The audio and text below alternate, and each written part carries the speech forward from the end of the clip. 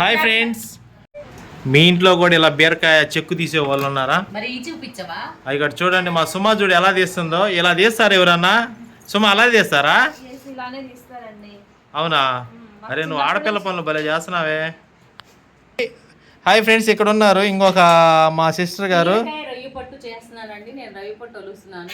దీన్ని ఎలా ఒలుస్తారంటే, ఇది రొయ్య కదా, ఇది దీని హెడ్ అండి.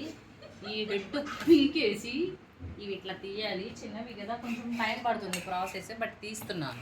ఇవైతే రొయ్య పొట్టు అనమాట. రొయ్యలా? ఏంది అంత చిన్నగా ఉన్నాయి? రొయ్యలు మామూలుగా అయితే లావుగా ఉంటాయి కదా.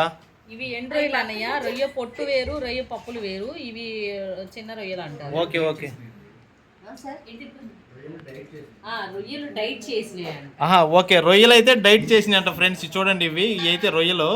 సో ఇలా డైట్ చేయడం వల్ల చేయాలనుకున్న వాళ్ళందరూ ఇలా స్మార్ట్ గా, ఇలా క్యూట్ గా, ఇలా బబ్లీగా, ఇలా చక్కగా ఉంటారని గుర్తుపెట్టుకోండి. ఇవంతా హైదరాబాద్ నుంచి స్పెషల్ పర్సన్ కోసం మేము చేస్తున్నామండి. లేదంటే మేము వంటలు వండుకోము, బద్దకం. స్విగ్గీలో ఆర్డర్ పెట్టుకొని తింటాము. టవల్ తీసుకురా నైసి. నైసి టవల్ త్వరగా. ఏంటి నువ్వు అసలు ఏం చేస్తున్నావు? హలో, బాగా బిజీగా ఉన్నాను బాబు. ఏం చేస్తున్నావు?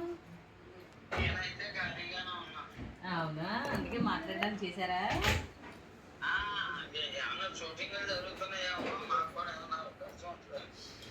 చెప్పమ్మా, ఏంటమ్మా? పడతావు నువ్వు ఆ స్టూల్ మీద. నేను ఇప్పుడు పట్టం ఏంట్రా, ఎప్పుడో పడిపోయా కింద. ఎవరికి వన్న, నేను కింద పడిపోయా. ఎవరా చిన్నత్త? ఊరికండి.